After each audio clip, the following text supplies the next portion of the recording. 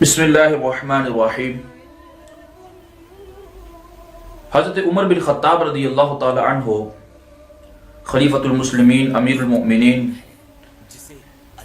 آپ کے زمانہ خلافت میں ایک دفعہ قحط سالی ہو گئی، بارش نازل نہ ہوئی، بارش آنا بند ہو گئی۔ تو حضرت عمر بن خطاب رضی اللہ تعالی عنہ جب آپ کے زمانے میں ایسا معاملہ پیش ہوا، بارش کا نزول رک گیا، تو حضرت بلال بن حارث رضی اللہ تعالی عنہ نے ایک ایسا عمل کیا، ایک ایسا کام کیا جس کی وجہ سے بارش نازل ہو گئی۔ وہ کام کیا تھا وہ میں آج آپ کے سامنے رکھنا چاہتا ہوں۔ میرے پاس یہ مکتبۃ شاملہ میں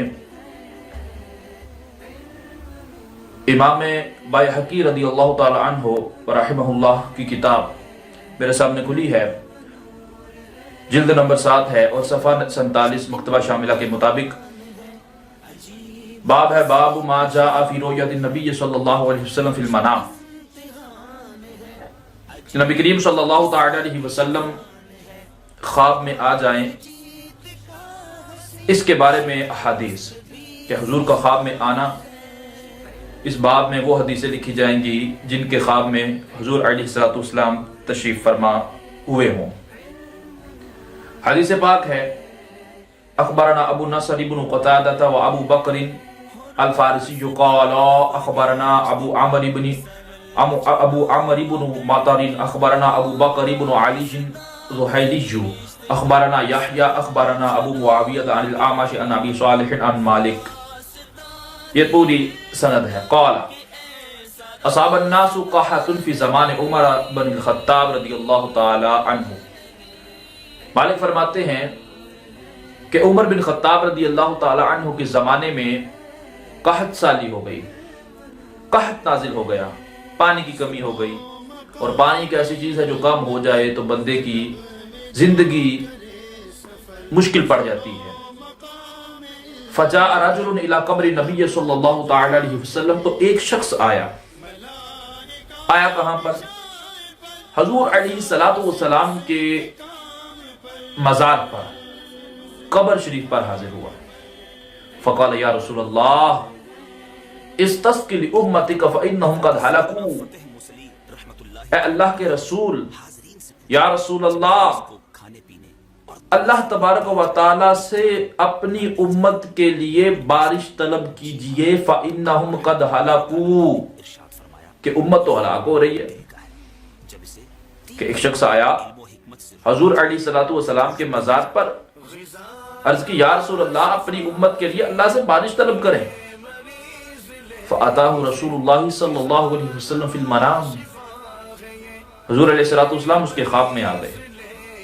کیا حضور نے یہ فرمایا کہ اے بندے، مدینہ سے کچھ ہی دور تو مکہ ہے، وہاں چلے جاتے، خانہ کعبہ شریف کے ارد بیٹھ کر تم دعا کرتے، تم حجر اسود کے پاس جا کر دعا کرتے۔ اللہ تبارک و تعالیٰ سے مانگنا ہے، کسی اور سے مانگنا شرک ہے، نبی سے بھی نہیں مانگ سکتے، ولی سے بھی نہیں مانگ سکتے، جس نے مانگا ہو اس نے شرک کیا ہو۔ ایسا نہیں فرمایا۔ فأتاہ رسول اللہ صلی اللہ علیہ وسلم فی المنام، خواب میں حضور آئے۔ فقال ایت عمر فاقرہ السلام واخبرہ انہم مسقون، کہ اے بندے تیری بات سن لی گئی ہے، اب مشکل کشا ہے، حاجت روا ہے، جا کے عمر کو میرا سلام کہنا اور اسے کہنا کہ بارش نازل ہو جائے گی، بارش نازل ہو جائے گی۔ تو بندہ حضرت عمر کے پاس گیا، حضرت عمر رضی اللہ تعالیٰ عنہ کو اس نے خبر دی کہ میں نے ایسا ایسا کیا۔ تو حضرت عمر نے کیا کہا؟ بندے تو نے شرک کر لیا ہے، تو قبر کے پاس گیا، قبر سے مانگنے چلا گیا۔ لیکن نہیں، حضرت عمر کو پتا تھا یہ دیکھنے میں تو قبر ہے لیکن اس کے اندر اللہ کے رسول جلوہ فرما ہے۔ فوقع عمر، اور حضرت عمر رونے لگ پڑے۔ اور اس حدیث پر یہ بندہ جو آیا تھا یہ کون تھا؟ اب اس کے بارے میں چلتے ہیں۔ فتح الباری میں ابن حجر عسقلانی کی یہ کتاب ہے، بخاری شریف کی شرح، باب سؤال الناس الامام الاستسقاء اذا قحطوا، کہ لوگوں کا امام سے استسقاء کے بارے میں سوال کرنا، یعنی بارش طلب کرنے کے بارے میں جب وہ نکاحت ہو جائے، یہ باب ہے۔ اس میں حدیث نمبر جو تھی 1008، اس حدیث کے تحت ابن حجر اسقلانی اسی حدیث کو نقل کرتے ہیں جو میں نے بیان کی۔ روا ابن ابی شیبہ وہ سند اور تھی، یہ دوسری سند، یعنی دو سندوں سے۔ میں روا ابن ابی شیبہ بھی اسناد صحیح، کہ اسناد صحیح کے ساتھ، یعنی حدیث بالکل صحیح ہے، کوئی ضعیف نہیں، جیسا کہ لوگ کہتے ہیں ضعیف حدیث سے بات ثابت کرتے ہیں۔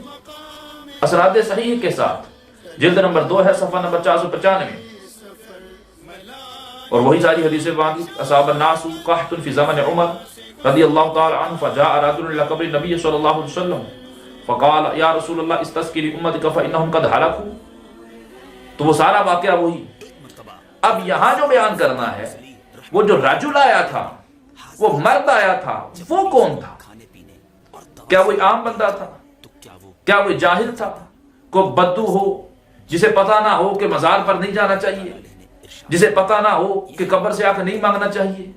فرماتے ہیں ان الذی روا سیف فی الفتوح ان الذی رأى المنام المذکور، وہ بندہ جس نے یہ خواب دیکھا تھا، حضور کی قبر پر آیا تھا، ہوا بلال بن الحارث احد الصحابہ، وہ حضرت بلال مؤذن رسول صلی اللہ علیہ وسلم ہیں۔ تو پتہ چلتا ہے کہ یہ امت جا کے جو قبروں سے، نبیوں سے اور ولیوں سے مانگتی ہے، یہ شرک نہیں ہے، بلکہ اللہ نے اپنے نبیوں اور ولیوں کو اختیارات دیے ہیں۔ حدیث بالکل صحیح ہے، میں نے ساری بات بیان کر دی۔